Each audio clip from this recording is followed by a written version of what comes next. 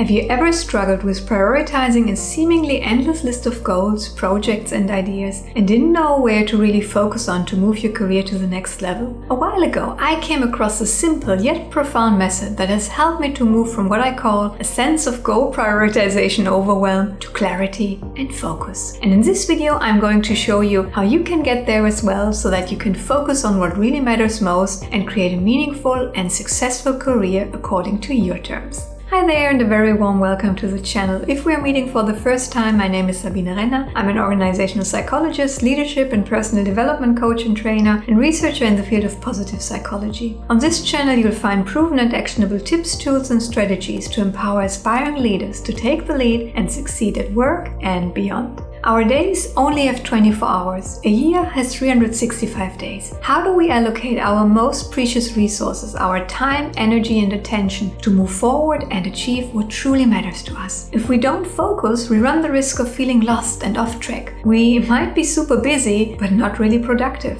Without the right priorities, nothing that would move the needle for us really gets done, at least not efficiently. We jump from one opportunity to the other and are possibly even approaching burnout or at least a heightened level of stress and exhaustion. That's where goals come into play. By setting goals for ourselves, we give ourselves a sense of direction and a target to shoot for. And at the same time, clearly defined and aligned goals also help us to stay away from distractions. They help us to create boundaries so that we decide what to say no to achieve what's truly meaningful. Now, that's easier said than done. I don't know how about you, but I, at least from time to time, struggle with what I call goal prioritization overwhelm. Goal prioritization overwhelm hits me when I look at a long list of projects, goals and ideas that I want to pursue to move my career to the next level. The more options there are available, it seems, the more challenging it becomes to choose any and to move forward to actually bringing any of these to life. Instead of doing truly meaningful things, time is spent deliberating about what to do. Sounds familiar?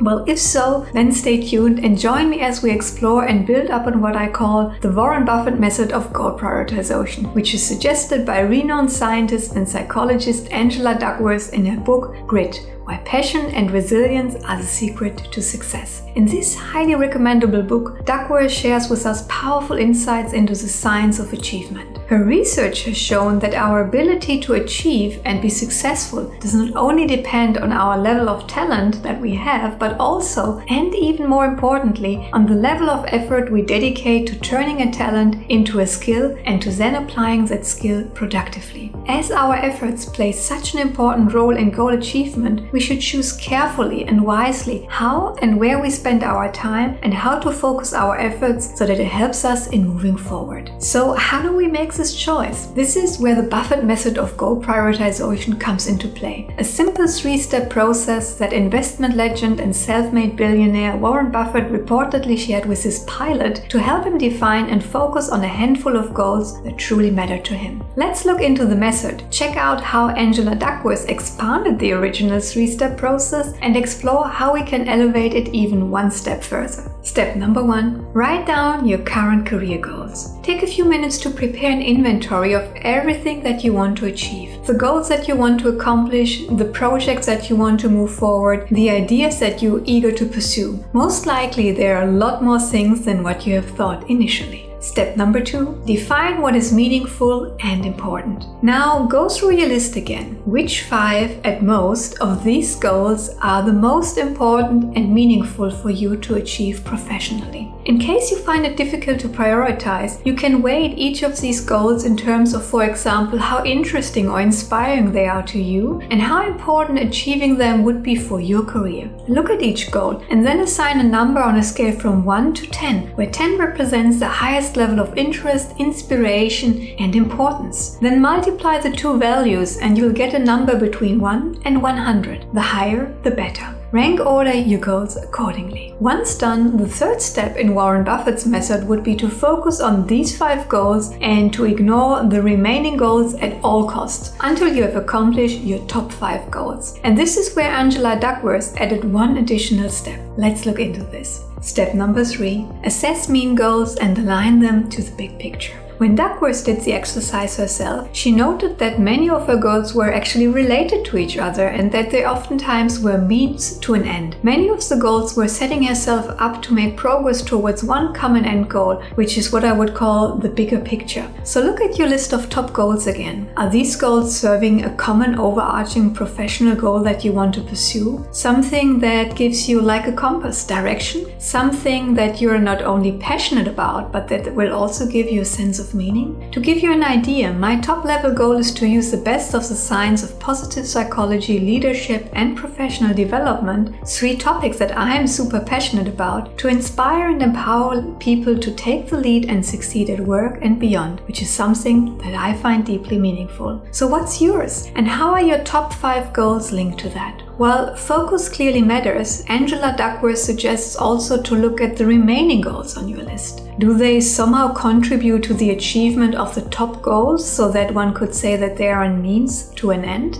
Often, once the higher level goals are clear, one can see how other goals can be lined up to support the achievement of these higher ranking goals. And if that is the case, then add these main goals to your goal hierarchy. By doing so, you will not only create a coherent goal structure, but also clarify the intermediate goals that will help you achieve your most important ones. Step number 4, bring in a time perspective. One additional step that I added once I had my goal hierarchy laid out was to take a close look and decide how all of these goals interlink with each other from a timing perspective. What do I mean with that? Well, have a look at your goals and ask yourself, how are these goals building up on each other? What needs to happen first so that something else can be moved forward? Put these goals first on your timeline. How much time do you actually have available to devote yourself to any of these goals? Do you overcommit timing-wise by pursuing too many things at the same time? Well, if so, then decide where to focus on first and what to put on hold, at least for the moment. This additional step not only brought me clarity, but also allowed me to consciously choose where to focus on now and what to look at a later time. It allowed me to resist the temptation of pursuing too many things at the same time, getting frustrated or overly exhausted along the way. Now, I did not write these ideas and goals off, but I decided that I'll get there, but at a later point, and that this was perfectly fine. Step number 5, avoid all the rest. Step 5 is the final step in the original method and also the last one for us to consider. Take a final look at those goals that are still on your initial list and that you did not move into your goal hierarchy, and decide to avoid working on them at all costs. Why? Because we can't become truly successful in anything by focusing on everything. Without that focus and without staying true to our priorities, we simply run the risk of achieving much less than what we would be capable of. Each time our focus gets diluted, we incur an opportunity cost. Each unaligned course of action takes time and attention away from what matters most to us. And that also means that when FOMO, the fear of missing out on an opportunity, hits us, that we take a step back and really ask ourselves how and to which extent a particular opportunity helps us advance our high-level goals. Does it contribute to the bigger picture, or is it a distraction? Well, if the latter, chances are you're better off saying no to the good to be able to embrace the great and to create a career and life you thrive in. I hope you find this approach helpful in deciding what to focus on to move your career to the next level. If so, hit the like button and let me know in the comment sections which thoughts and questions you have. Curious to learn more proven actionable tips, tools and strategies that will help you and your team succeed? Well, then hit the subscribe button to stay tuned and have a look at this video in which we explore a proven 5-step process to achieving any goal. Thanks so much for watching. I look forward to seeing you in the next video.